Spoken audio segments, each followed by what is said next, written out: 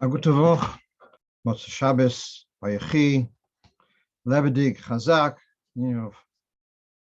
coming together to be mechazik one another. That's Hashem.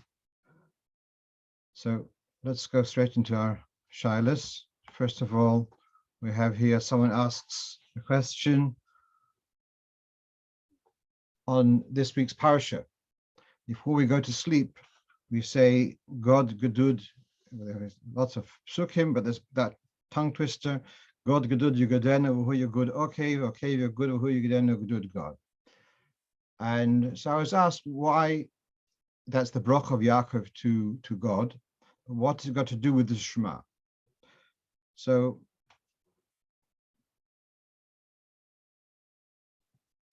the source for the saying this pasuk in the Shema is in Kisvei Arizal. Now, within Kisvei Arizal, you've got the Reb Chaim Vital, and in Pri Etz Chaim, this is not mentioned. But then we have a sefer called Mishnas Chasidim from Reb Nuach Hariki, and the Alter Rebbe was very much in praise of the Mishnas Chasidim. Whatever he says is from the Arizal. At any rate, in the Mishnas Chasidim, he says this pasuk of God Gedud, and he says it's got a gematria of 310. You can carry, etc. But on a simple level, I would like to find a better pshat or a simpler pshat, because if it's just because of gematria 310, I'm sure we can find in Tanakh other psukim which have gematria of 310. So what's on the al derech pshat? That's al derech haremes, al derech hasoid, al derech pshat. So I think what it could be the pshat is that throughout the day we go out and doing our avodah. We are engaging with Olam Hazeh, birur hanetzutzes, and then we want to come back shleimus without damage, with more gain than loss. So God Gedud Yegudenu, who you're good. Okay, that we throughout the day we've been spending energy out in the street in Olam Hazeh, and it should come back b'shleimus. That's what Rashi says. Who you're good. Okay, he'll come back without any losses in battle. We have a similar kind of thing which we have in Kiddush Levana, where we have and then we say that pasuk back in Yosher v'Hofuch, and that's the source for that is actually a Maseches Soifrim, and it seems to be the same idea of engaging in battle with the enemy, and it should come through unscathed. Okay, let's go on to our next question. It's a very difficult topic, but I was asked this, and if someone is a little bit hurt, I apologize if I say something out of order, but it's unfortunately quite a common question, and I'd like to address it. This was the question about if there was a miscarriage, which means if a child was, if a woman lost a child during pregnancy, does one give a name for the child? So let's take a look here in Shulchan Aruch. The same halacha appears in Shulchan Aruch Hilchos Mila and Simirei Samach Gimel, and it also appears in the Dinim of Avelos and Simer Shin Nun Gimel. But we'll have here from Hilchos Mila. So that's at the bottom of the screen, which you have in front of you. Tinoik shemes koidim shehi yagia liyois ben shmoina. If a child tragically died before reaching the age of 8 days, malin oisoy al kivroi, they do a circumcision at the grave, bitsur oivekone, with a rock or with a reed. But Poskim say it doesn't have to be. It means that it could be if they don't have a knife, that they can do it with something else. V'yein mevorchim al hamila, no bracha. Aval mesimin lo shem. They do give the child a name, lezecher. It's not lezocher, lezecher.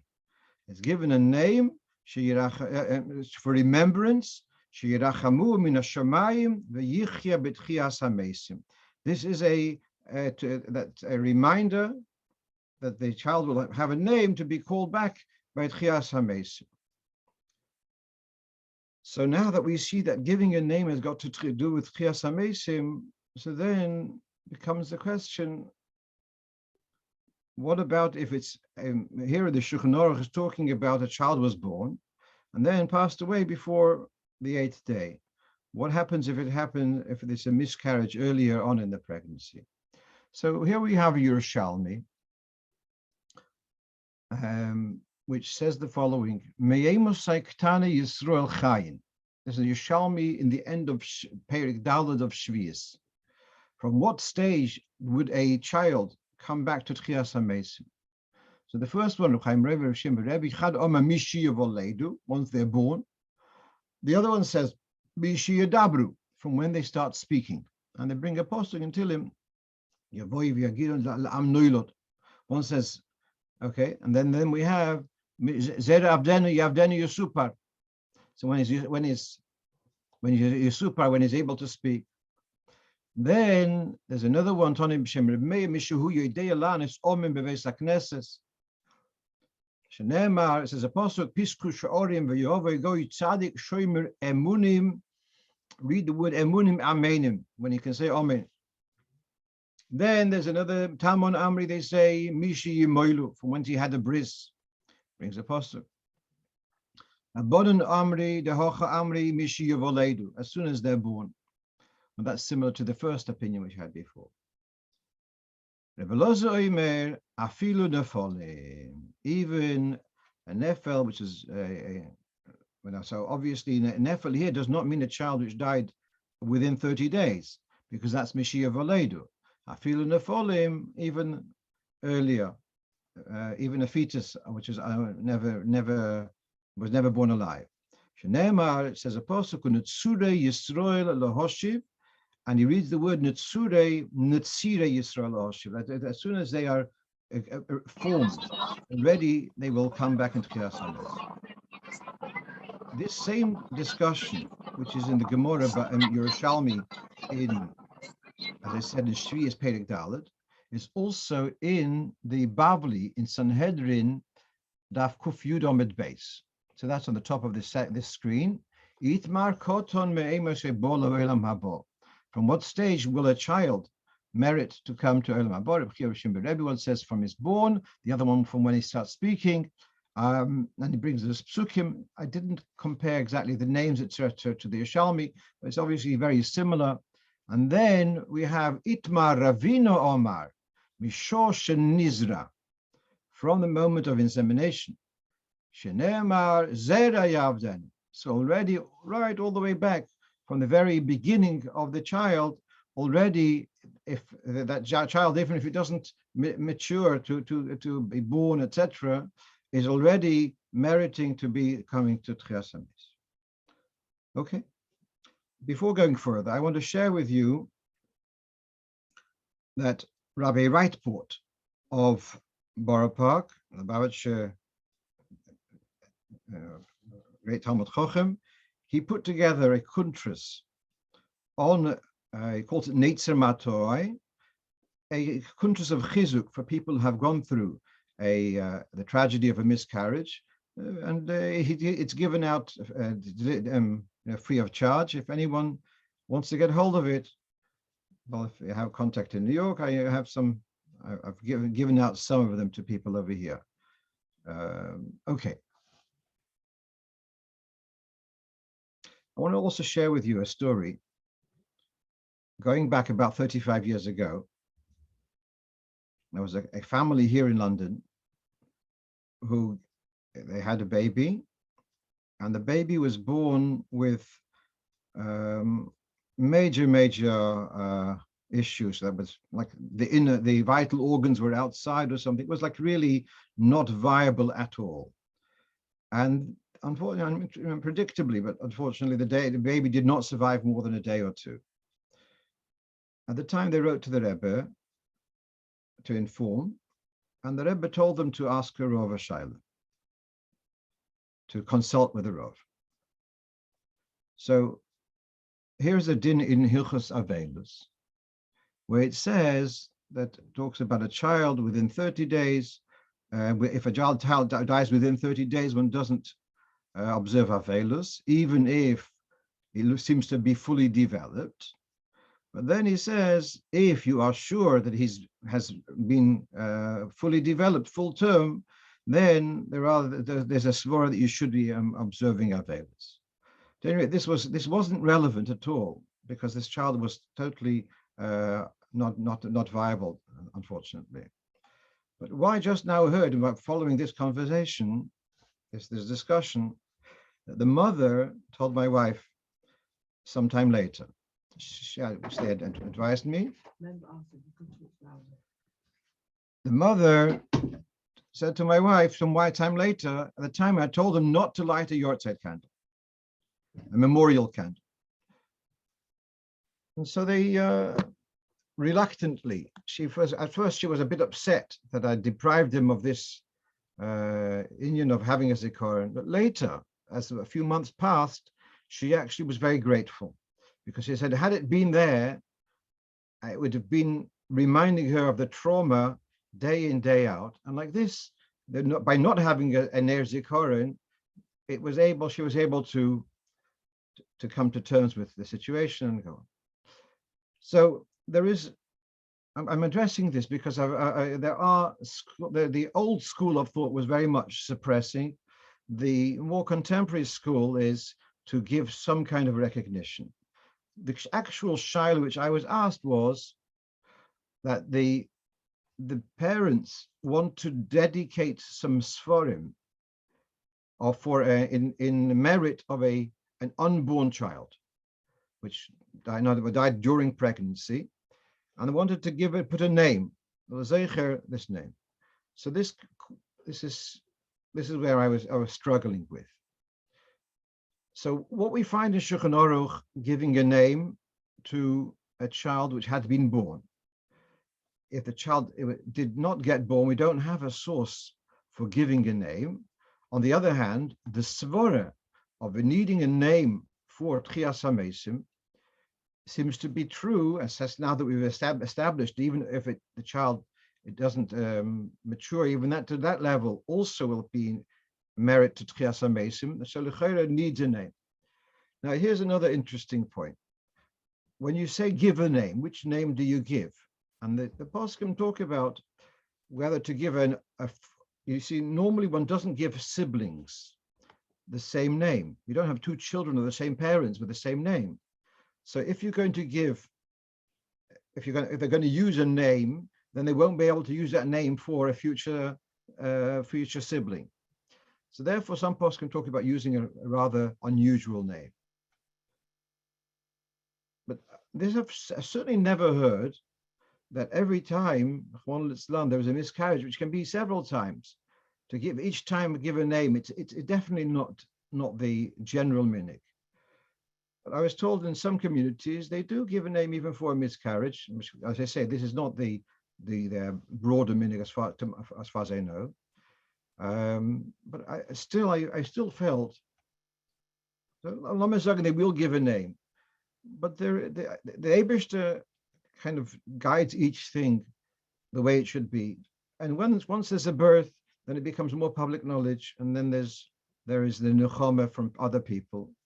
And with the way this was developed, it was aborted earlier. Not aborted, the Eibishter aborted it. But then it's something which the Eibishter created, that it should be something which a private thing. And therefore, I felt that the publicity of putting a dedication with a name, etc., I felt that was going beyond what's advisable. I don't know, hard and fast Easter, but I felt it was not advisable. It's something which is within, and of course, there are probably some kind of groups which can give support to one another, but overall, it's something which is not promoted, not advertised as when it had been after a regular birth. So that's as much as I could say. So I did advise them not to dedicate Sforim with a name for an unborn child. The Eibishter health, we shouldn't have to talk about this, and those who have gone through this, the Eibishter should give them the strength to to move on and have brocha and simcha with their families, etc. Okay, here I was asked a question about a woman, a mother who had just given her child some meat or chicken, and now they want to put the child to bed, and the minhag is so you give them a bottle. So can you give them a bottle of milk? I'm talking about milk, not soya milk. Can you give them a bottle of milk shortly after the having had fleishiks? I think it bears mentioning that this whole idea of having to wait between milchiks and fleishiks, or fleishiks and milchiks, is a minhag toiv. It's mentioned in the Gemara about a particular person who said that he, in comparison to his father, is like vinegar, the son of wine, because his father, if he ate meat today, he would only have milk or cheese only tomorrow, the following day. And I wait from one meal to the next. And here comes the whole machlokes between Rambam and Tosfos. What does it mean from one meal to the next? And Rambam understands it as 6 hours, kashay shosh. And Tosfos says it can be even you finished a meal, you decided to have another and to start eating again. So then that would be, Tosfos doesn't require waiting. It just requires it should not be in the same meal. And then the minhag Ashkenaz, which is brought in Shulchan Aruch, Siman Peites, and Yeridea, is to wait an hour. And then you've got the Yekesh minhag of 3 hours, but the Ramah brings a minhag of waiting an hour. But all of this idea of waiting, the Torah doesn't say. The Torah says you mustn't have them cooked together. But if they are one after the other, that's on the level of minhag toiv, which is a halacha. But it's that's the level. So now, just to make things simpler, I remembered that Rabbi Belinov, who is Rov in Bnei Brak, a colleague of mine, so he in his Sefer Shari Mishor, he has a whole discussion about this. And just to make things simple, we have here a table, what he sums up, right? Where he writes, up until the age of 2, there's no need for waiting between meat and milk, just to make sure that the mouth is clean. There's no meat around the mouth, and then you could give them a bottle. Then he goes in more details. Then from 3 to 5, he advises to wait 3 hours, and from 6 to 7, he builds up to 4 hours. And from the age of 8, at the age of 8, he advises 5 hours, and from 9 through Bar Mitzvah and onwards, obviously, to have 6 hours. And when there are particular difficulties with giving that, waiting that long, so he has on the other columns, the last column, he says if a child who is weak and needs to have meals, or this when the meal times are so close to one another that so he has more details about that. But certainly, in the case of this little child who is under the age of 2, there's no din of no requirement to wait, and just make sure that there's no traces of chicken or meat around the mouth, and then can give them a bottle. Certainly, if it's a few minutes later, that would be okay. Okay. One of our regular listeners had a shaila. He's a Rov in a Shul, and one of the important things is that when people come to Shul on Shabbos morning, is that they should be able to have a hot cup of coffee, a hot cup of tea, or perhaps they use it for the Kiddush, I'm not sure exactly. But he's one of those people who, he's the rabbi and also the one who makes sure that there's hot water. So now he's asking that till now he's been to switch on the kettle, this urn, to switch on after Shachris, about 9 o'clock in the morning, it means it's boiling for many hours unnecessarily. So could he come just before Shabbos and switch on the kettle, and then it'll boil on Shabbos. And by the time they need it, it's by Shabbos morning it's going to be ready. Because to come in the afternoon, especially to make a special trip to the shul to switch on the kettle with an extra tircha, etc. So here we have a halacha. This is in Shulchan Aruch. That's in, where is it? In Shulchan Aruch. In Siman Reish, the last seif, I think it is in Reish on Daled, where he says, Osur litein mayim somuch lechashecha letoich kdeiro hakavua b'toich tana be'sachoyre. He's talking here about the oven. Now, you remember the old-fashioned fireplaces. So it looks like that fireplace wasn't for cooking. It was really for keeping the house warm. So that's be'sachoyre. In the house in winter, they had the house where they had the fireplace, and so they would have also there a receptacle for water, and that was there. And would use that for washing dishes. You'll see in a moment. So even to put it, so it's not for cooking, for drinking. It's just for domestic purposes. Don't mind, Tracy, bring me a glass of water, please. So it says there that it says in Shulchan Aruch that you shouldn't put cold water into this fireplace. Ela imkein yesh shehus sheyuchlu lischamim chatzi chimumo mib'ed yom, unless there's enough time for the water to boil at least halfway before Shabbos comes in. Really, you've got this receptacle in the fireplace, and if it's going to be heating on empty, it might crack. So you're not really interested so much in the water. You're interested in just to protect it from cracking. But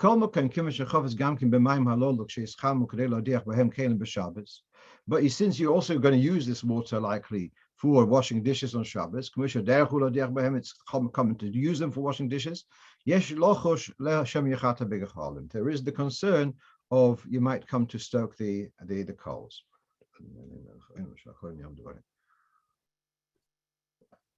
So what we're seeing is, we all know that in order to leave food to be warm on Shabbos, so there is something called grufo ktuma, that if the fire has been raked out, then, or been covered, then you can leave food. It should cook on Shabbos. I want to tell you a story. I once came to Manchester for a Shabbos, and the bocher in the yeshiva, in the Manchester yeshiva at the time, they had a cook who would work during the week, but Shabbos he stayed with his family, and there was a bocher. It was his job to make sure that the food is ready on the blech, etc. It looks like the bocher had gone on mivtzoim, and he came back and realized that the soup was sitting in the freezer in a massive block of ice. So he quickly whipped it out of the freezer, put it on one fire, two fires, whatever. But by the time Shabbos comes in, there's still ice floating. And so he was miyayish. He turned off the fires. What would be the halacha? The halacha is, if there's a blech, he could have left it on the fire with the blech, because once you put a blech there, you could even put raw food, and it'll cook. I want to say we don't do that as a practice, because I'll tell you why it's a dangerous thing to do.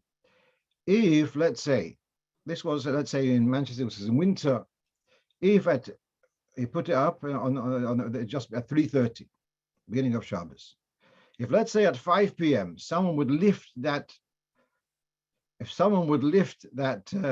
lid, they would not be allowed to put it back. If it's not fully warm, then putting the lid back would be hastening the cooking. So that's a michshel. So for sure, it's not advisable to do that. But that in the exceptional case, that would be okay to put because if there's a blech. Coming back to our situation here, we're talking about putting an urn. There's no blech. There's no gruf ktuma. This is the gruf ktuma means it's not cooking in the normal way. There's a siman that it's not the normal cooking. I know you can say, where's the possibility of Shem Yechati? How will you be able to stoke it? On the other hand, there's a Takonos Chazal that you mustn't leave raw food to cook on Shabbos unless there's some change of covering the fire or similar. That's not here, and therefore that's not possible. This is so. Therefore, the question, unfortunately, the answer to this, the rabbi who wants to make sure there's a hot water, he wouldn't be allowed to switch on the kettle just before Shabbos, the urn just before Shabbos. What I did advise him, he did ask me whether you're allowed to switch it on by time switch, that you should switch on, let's say 7 a.m. and by 9 a.m. it's going to be boiling, 7 a.m. on Shabbos. And again, the answer to that is no, that you're not allowed to have food. If you're not allowed to do it before Shabbos, for sure you're not allowed to do it on Shabbos, that the food should cook on Shabbos. That's the contemporary psak, that you wouldn't be allowed to do it. On the other hand, since we're already talking about using time switches, I advise to use a time switch, that it should switch on an hour or two before Shabbos, and then an hour before Shabbos, and then by the time Shabbos comes in, it's going to be boiled, and there's no problem of leaving it over Shabbos. Can you use a time switch to switch it off on Shabbos? Let's say by the time the usage of that kettle has been finished, to switch it off. That would be okay. That would be acceptable. To use a time switch to switch it off would be okay. To use a time switch to switch it on would not be okay.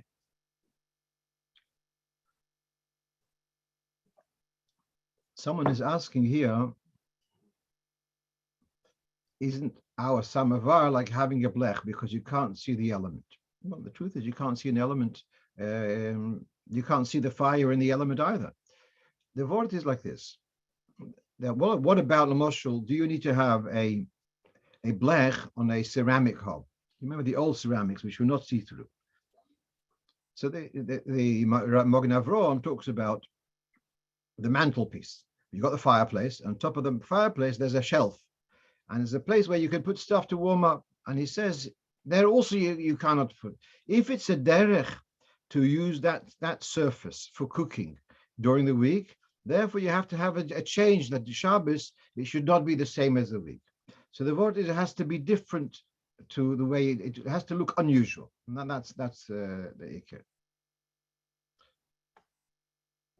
You see here Rabbi Levitansky from Sumi is saying that his Zayda, Rabbi Hendel, all of us from Montreal, would make sure we put a sign on the hot samovar, on the hot water samovar, Shabbos Kodesh, as a siman not to add water on Shabbos. Well, I'm sure I suspect that's on the level of Hidur Mitzvah.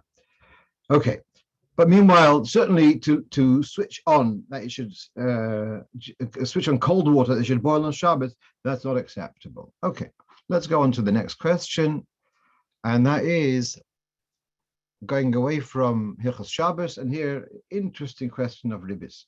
Before we go to this question, someone is asking, if the gas light under the blech was forgotten to be put on, may one ask a goy to light it just after Shkia early ben Hashmoshes?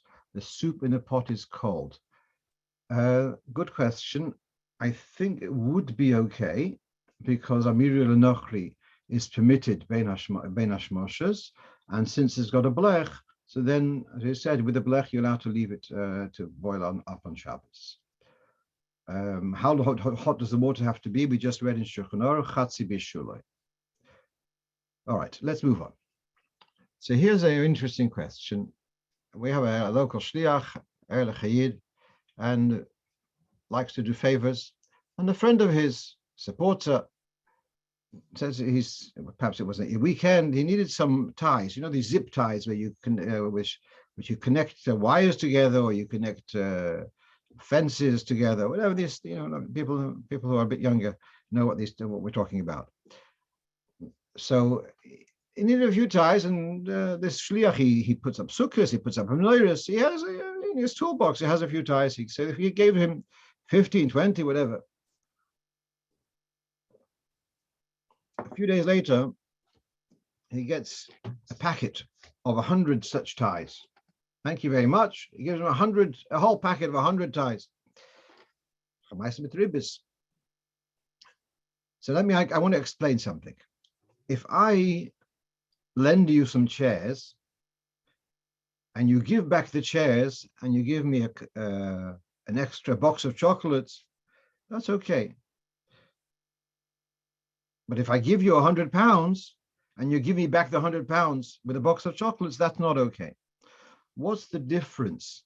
Why is it that for lending chairs, you are allowed to get a benefit, and when you're lending money, you're not allowed to? The difference is when I lend you chairs, really I can even charge you rent for the chairs. The reason is because chairs is subject to wear and tear. Chairs, clothing, doesn't matter. Yeah. When I lend you, in Hebrew, we've got two different words. We've got hashalo and halvor. When I lend you equipment and you give back the same equipment, so then it comes back. But meanwhile, it's been schlepped around. There's a little bit of wear and tear, and for that I'm allowed to charge you money. But when I lend you £100 and you give back 100, not the same £100, I hope, each time you used it, you give me back £100. The £100 you give me back to me are exactly the same power as the £100 you gave you. There's no wear and tear. And so therefore there's a problem of Ribbis. For the same thing, when let's say, if I would lend you 10 gallons of petrol, and next week you give me back 10 gallons plus a bit more. There we have a problem of Ribbis because the petrol is the same petrol. It's not as if there's wear and tear. So whenever when you are lending the usage of something, you are entitled to get payment for that. But when you're lending a commodity which is going to be consumed and be replaced, that's where there's the issue of Ribbis. It says in Torah clearly, even by food applies the in of Ribbis. So therefore, the question is here a very, very legitimate question. That he gave him a ties, and he's giving him back different ties. Obviously, he's replacing them, and he gave him the Chabad shliach gave him 15, and the fellow gives him back 100. So the question is certainly a very legitimate question, and that's why I felt it was worth discussing. I want to go a little bit further on this. In the dinim of Ribbis, there's a concept of sa'ah b'sa'ah. That midrabanon, I'm not allowed to lend you a quantity of commodity, and you'll pay back the same quantity, let's say a few months later, because of the worry of the change of price. If let's say I gave you today a loan of 50 liters of petrol, on the understanding that you will give me back 2 weeks' time, you'll give me back 50 liters of petrol. Unfortunately, the likelihood is that between now and 2 weeks' time, the price of petrol may go up a little bit. And so therefore, when you give me back the 50 liters of petrol, it's the same petrol, same energy you give them back, but the price has gone up. So therefore, I gave you something. How much? I'm frightened to ask how much is 50 liters of petrol today. It keeps going up every couple of days. But it might be another £1 more, £2 more when he gives it back, and that's a problem of sa'ah b'sa'ah. So there are ways around it, but there is this concept of sa'ah b'sa'ah. So now here we have a din of Shulchan Aruch in Yeredeya. The dinim of Ribbis are in Yeredeya. So this is Kuf Samach Beis, Sif Aleph. Says the Ramah. Yesh Mishoimer, at the top of the page. Yesh Mishoimer, the mutter lilvois kikar lechem bekikar lechem, kematber shel kesef, da macha the dove mutu v'lekapti b'nei odon adodi, bozeh v'chein noegen lahot. The question is, neighbors, can you go to a neighbor and borrow a loaf of bread, and tomorrow you'll give back a loaf of bread? So, is that an issue? And the Ramah says, don't worry about that. Because people say the changes, the difference is so minimal, people don't worry about it. So he dismisses it, which is interesting because Ribbis is Abish is worried. Even if both the lender and the borrower are happy to do the Ribbis and still not allowed. But Paul, he says it's okay. Here, that doesn't help us in our situation, because it wasn't as if he gave him 15 ties, gave him back 17 ties. It's like it's a glaring bonus which he gave back, which therefore, even with neighbors, that would not be okay. If you had a neighbor and you lent your neighbor 5 eggs and they give you back 7 eggs or even 6 eggs, that would not be okay. Right, so Rabbi Overland is pointing out that really, I mean, the shliach, it wasn't even lending. True, I'm going to get to this. He wasn't even lending. He was just giving, and the fellow gave it back. True, but even if let's say it was lending, and this is where I want to discuss it. When there's three levels in Ribbis, or perhaps more. There's what's called Ribbis doiraisa, and that's called Ribbis ketzutza. Ribbis ketzutza means that when I lend you the money or the commodities, and I stipulate that it will be returned with X amount of extra, X amount of bonus. That's called Ribbis ketzutza. I give you £100, that in 2 weeks' time, you'll give me £110. That's Ribbis ketzutza, and that's also min Torah. Then we have, like we had before, about a commodity, and it comes back, it might be increased in value. There can be other arrangements where I lend you money, and they say, well, if you make some profit, I'll get a share of the profit, something like that. But that could be where the rate of increase hasn't been agreed from the outset. That's called Ribbis she'ena ketzutza. Then we've got Ribbis mukdemes and Ribbis mucheres. You got the guy around the corner, you want to borrow money from him, and you go before and you're bringing him a box of chocolates. Or after you received the loan, you paid back the loan, you come back, thank you very much, you were so helpful, here's a box of chocolates, or whatever it may be. So that's called Ribbis mukdemes, Ribbis mucheres, and that's pure Esud Rabbanon. It's a Ribbis Rabbanon. So now let's come back to this fellow with the zip ties. Even if it had been a loan, and now he gives back. It's maximum. It's Ribbis mucheres. Now we have the following halacha. That again, this is in the Shulchan Aruch. It talks about the difference between a private person, a private loan between two private individuals, and tzedakah money, etc. Called Ribbis Rabbanon. Mutir b'mois shel yesoimim or shel hekdesh anim or talmud Torah basic knesses. Communal money or tzedakah money may be lent for on the terms of Ribbis Rabbanon. V'chein noyagin lehokel. Afal gav the yesh machmirin de'inu muter rak bebezdin. But you certainly have here room to be makel that since the lender, it wasn't the shliach's personal stuff, it's the stuff from his Chabad activities, which is a communal endeavor. So then it's moment sibur. So then it's aniyim tzurich b'sach knesses, etc. It's not a personal thing. It's not adam lechaveire. It's from a communal thing. There, Ribbis Rabbanon is permitted, and certainly, therefore, so as you've mentioned, there wasn't a loan. And even if you are going to call it a loan, the repayment, and you're going to call it Ribbis, is going to be Ribbis mucheres, and by Ribbis by moment sibur, that is permitted. Someone points out about different size eggs. Yes, I as I was researching this, it came up. Someone said, let's say you lent a neighbor 3 potatoes, and they came back and weighing 3 potatoes. Do you have to start weighing up with the 3 potatoes which they returned are not more than the potatoes which you gave? And they say, just relax a bit. People count them as it was 3 potatoes. There was no deliberate increase of bigger potatoes instead of smaller potatoes, so just don't worry about it. Okay, let's move on. So now we have another question, back to Shabbos, where a family member took the cholent off the fire, and because they thought it was the soup. It's Friday night, as I say the minhag, yeah? Friday night you serve soup, and Shabbos day you serve cholent, and the pots don't have labels on them. This is cholent, this is a new idea for some Panorama. Yeah, make labels: cholent pot, a soup pot. Al Kaponim, it wasn't. They took off the cholent pot, thinking it's a soup, lifted the lid, see that it's the cholent, and without thinking too much, put it back on.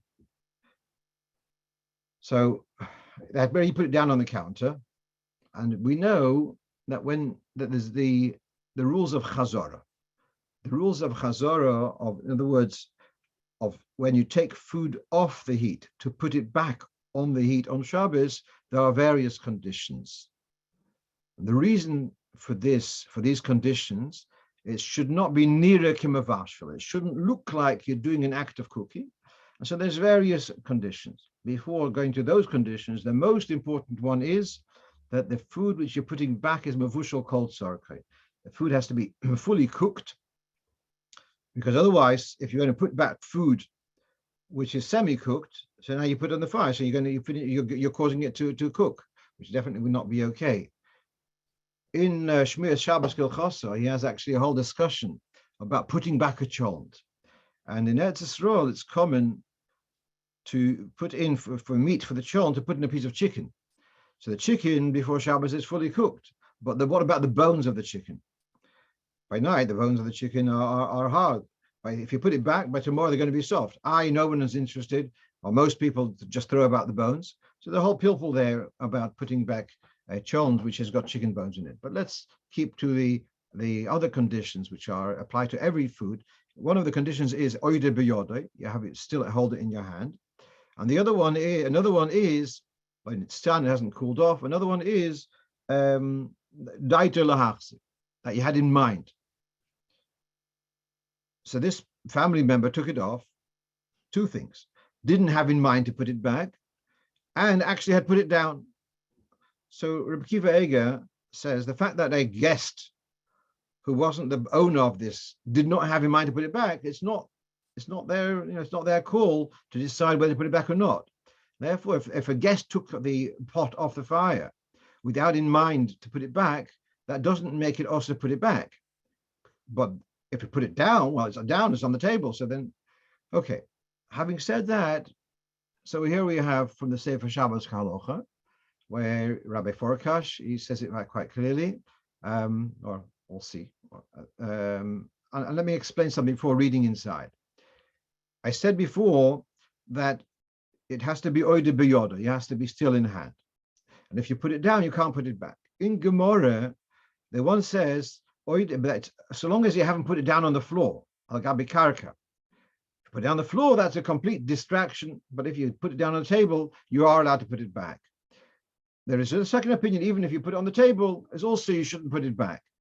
So here is a b'diavad, and there's room to say that since it wasn't put down al-gabi karka, just on the table, on the kitchen counter, that you are allowed to put it back.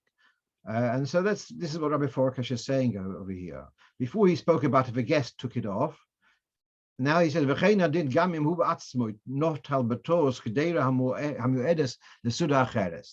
you had taken off the pot, which was really for the next meal, you took it off. In this case, you took it off. You thought it was the cholent. You thought it was the soup. It turns out it's the cholent. You thought it's the soup for tonight. It turns out it's the cholent for tomorrow. And he says, even if you put it down on the table, in the brackets, he says, you are allowed to put it back. And as I said, because we can rely, you can rely on the opinion that so long as you didn't put it down on the ground, you are allowed to put it back. Then he says there are those who say that, if possible, you should put it on another, let's say you take another tin, let's say a baking tin, put it on top of the blech and put this on top of it. If it's that's as a recommended hidur. Right. What would happen if a person had violated the dinim of Chazorah? Then here we have in Reshnu Gimel Chav Daled talks about whether the food would be also to it says only if it's mitztamek v'yofaloi, if it doesn't become any more tasty, then you would be allowed to benefit from it. And the further discussion. But coming back, we saw that Lamaisa that they would be allowed, not even chatchila in this situation, because that's the food which they need for tomorrow, for tomorrow's meal. They would be allowed to put it back from the counter back onto the blech. Okay, let's go on. Last week we had a discussion about bishul akum. If a goy makes baby cereal, I mentioned how I don't think it's a problem because it's einay ala shulchan malachim. Now, as this triggered a question, one of our listeners, what's the correct procedure for making baby cereal on Shabbos? And they asked whether a goy can make it. But let's first talk about ourselves making baby cereal on Shabbos. What is the issue here? Well, one is about bishul, but then you have an eitz of using a klisheni, takes off the problem of bishul, klisheni, klishlishi. The other issue is about losh. Losh means, the word is in Hebrew, in English, it means to knead, kneading a dough. What is making a dough? You have a powder and you add a liquid, and now the powder, the liquid kind of triggers off a stickiness, and the powder now becomes a mass. That's what the kneading is. So there's a discussion in Gemara, shliyose zehu gibuloi, or shliyose lo zehu gibuloi. Is the mere adding liquid to powder, is that the act of making the dough, or is it the stirring, the mixing, which makes it into a dough? These are two svaros in the Gemara. As a result, to play safe for making a baby cereal on Shabbos, so the first point is that you're not going to make a thick dough, a thick paste. It's going to be a more runny type of mixture. And then we're going to have two changes. One in the combination of powder and liquid, and one in the form of mixture, because we've got two svaras. Whether it is the mere combination of liquid and powder, if that's the melacha, or is it the stirring, which is the melacha? And therefore, l'maisa, we're going to make a shinui in both in the combination and in the stirring. So that's what you have from Shir Shmir Shabbat Kilchoso, Perik Ches Siftes, it goes into the detail. But if, let's say, normally you'd first put the powder and then the liquid, so on Shabbos, you'd first put the liquid and then put the powder into the bowl. So then you combined the liquid and powder in an unusual form. Secondly, when it comes to the stirring, where normally you'd stir in a circular motion, here instead you just do crisscross in an unusual form of stirring. So these are the two requirements to be allowed to make. Actually, three requirements. First of all, it should be not a thick mixture; it should be a bit runny. And secondly, you combine the flour, the powder and liquid in the opposite to the normal seder. And the other thing is the stirring should be done not in the normal way. Someone's pointing out I missed out question 7. Thank you. It's because I don't have a slide on that. Right. So following on from our discussion last week about snow being muksa, etc., and I asked the question, what about shoveling a path in the snow? So I spent some time looking at this. There is a very good sefer, series of Sforim actually, written by someone called Rabbi David Ribiat. I'm sure many of you have the Sforim. It's called 39 Melachos, and excellent piece of work. And he does talk about this issue of shoveling snow. He lives in America, so he understands what we're talking about. And he says it's not okay to shovel snow. One of the main issues here is leveling the ground. Now, here's an interesting point. I was thinking about leveling the actual path, the bricks or the tarmac. He says, furthermore, and I was learning through this topic with Rabbi Lieberman, he pointed out that the Alter Rebbe takes this view that when ice gets attached to a building, the ice becomes part of the building. If so, it's possible when the snow is a little harder, then it's become the ground. And if you're going to start scraping it, so it's as if you are scraping cement. It makes no difference. You're scraping earth. The ice has become part of the ground. If once it become a little bit harder, and therefore that would not be okay. If it's still quite loose, perhaps there's more room to be makel, but it doesn't seem to be very promising. The simple answer is you ask a goy to do it, as we had the story last week with the Alter Rebbe, where they told the goy to clear off the snow from the sukkah. And yeah, let's go on. Next week, the 25th of December is with Shabbos, and so we have the minig of Nittel. And in minig Israel, in the European countries, not in the Muslim dominant countries, the minig of not learning Torah the night of Nittel, from nightfall until midnight. And by the way, the word Nittel, if you're not aware, comes from the word of natal, which means a natal, like you have natal, which means birth, and it's got to do with the birth of Yoshka. And this is a minig already going hundreds of years that we don't have regular learning on the night of Nittel. So I remember once the Rebbe was speaking about this, and he said, Amol, used to be people would keep the buttons which had fallen off their shirts or their kapotas. They would keep for Nittel night, then they would sew on all the buttons which fell off during the year. But that's so, the odd jobs you leave for nittel. But if it's Friday night, then it's a bit of a waste of an opportunity. But the point is that our meaning is to refrain from learning even when it comes on the Friday night. In the Sefer Nittel Gavriel, the volume on Hanukkah, he's got about 8 chapters on Nittel. And he writes there that that's what you have in front of you. And that even when it occurs on Shabbos, is also the minig of nittel is observed, and even not to do Ma'avesedra, and the tzaddikim who would have a tish normally on a Friday evening would not do a tish on, or if it would coincide with nittel. There is a difference between what we follow 25th of December being nittel, being and the Polisher would go someday in early December, in early January, because that's how they were in their countries where the Goyim would observe whatever that's their minig, but we follow the local 25th of December. So yeah, so nittel would apply, and so prepare yourself. You can read stories. You can there are other things besides which not limit or Torah. That would be okay.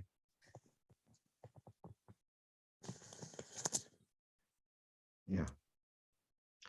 So that's about the nittel. So fine. That's someone asked, so I wanted to address that. And finally, we have our last point for tonight, finish a little early. So one of our listeners asks, why is it that someone's asking stories of Rabbeim? I think so. I think it's okay. The late Rabbi Dayan Levi Yitzchok Raskin, he would travel to Russia on occasion, so for ostensibly for his kashrus interests, for supervision, but he would meanwhile also meet with Yidden, and he would have make videos. There are times with a little cine camera, and he would come to the Rebbe, and it would come apparently nittel night. He would come with a cine camera and replay the movie by the Rebbe to see the way the Yidden in Russia had been. And that people would have someone to speak to the Rebbe, ask him for brachas, so that he would bring that on nittel night. Obviously not on a Friday night, but that was, yeah. So in other words, what I'm saying is the idea of asking whether they can have stories of the Rabbeim, it doesn't mean it has to be bittel's man. You can use the time for productive things, but just not limit our Torah as such. Someone's asking, does the concept of nittel nacht exist in Eretz Yisrael? I guess you'll have to find out. If you're in Eretz Yisrael, you'll ask locally. I think it depends more by Ashkenazim than by Sfardim. Yeah. All right. So one of our listeners asks about in the morning brachas. So we say a bracha.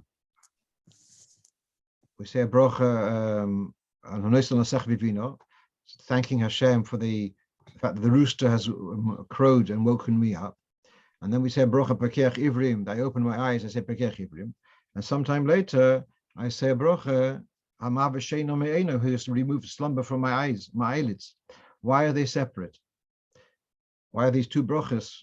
Why is the hamav sheino me'eno moved all over there, all that much later?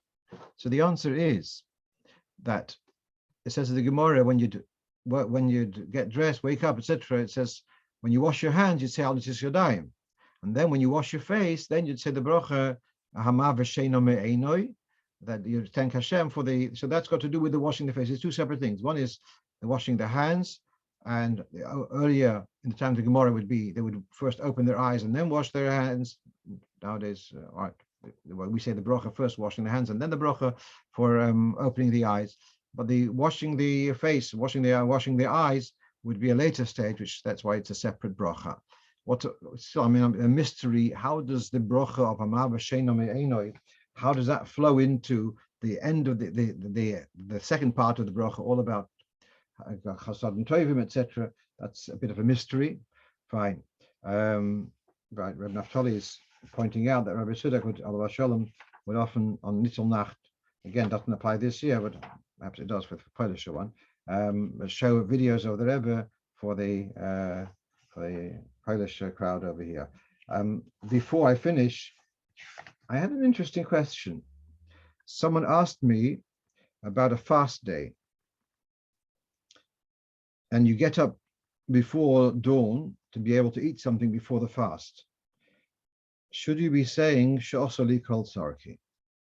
So I understood that this question, the person had misunderstood the directive in the Siddur. It says in the Siddur that on Tisha B'Av and Yom Kippur, we don't say the bracha she'osali kol tzarki. And this person had understood that that applies to all fasts, which is not accurate. The Tisha B'Av, and let's explain. She'osali kol tzarki, we have a couple of minutes. She'osali kol tzarki relates to the fact that we have the idea of wearing footwear, leather footwear. Yom Kippur and Tisha B'Av, we don't wear leather footwear, and therefore we don't say this bracha. That's according to Minhag Chabad. Other communities do say it even in Tisha B'Av Yom Kippur, but that's another discussion.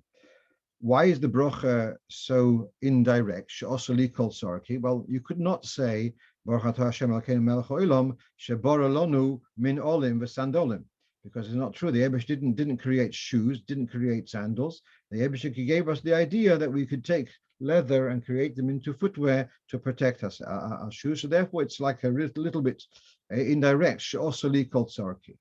Fine. I'm sure the Meforshei Tefillah give a bit more discussion to this. But so it's on Tisha B'Av and Yom Kippur we don't say this bracha. Other fasts, when you're allowed to wear shoes, that's okay. So now I want to clarify something. If you get up early, before dawn, etc., then you can only say the brachas if you actually had the experience. So if you say brachas later in the day, then you can follow minhag shel olam. Since even though you yourself didn't have this experience, but since minhag shel olam, then you can say the bracha. So let's say if you slept with your clothes, do you say the bracha malbish harumim? So if it's after dawn, where most people already by then have gotten up and dressed, so it's then minhag shel olam, then you can make a bracha malbish harumim. But if you're getting up before dawn and you're not putting on new clothes, you wouldn't say malbish harumim. So similarly, with the bracha she'osali kol tzarki, if you get up before dawn and you want to say bracha she'osali kol tzarki, you'd only be allowed to say that bracha if you actually put on leather shoes. If you're just wearing slippers, so you wouldn't be able to say she'osali kol tzarki until dawn, then you can say al pi minhag shel olam. So that's just an extra idea, and I wish you all a good tavoch and everyone to be in good health. Man soll alles kriegen von dem Goles haprati, Goles hakloli, Simchas Olam al Rosham mit Mashiach Tzidkenu.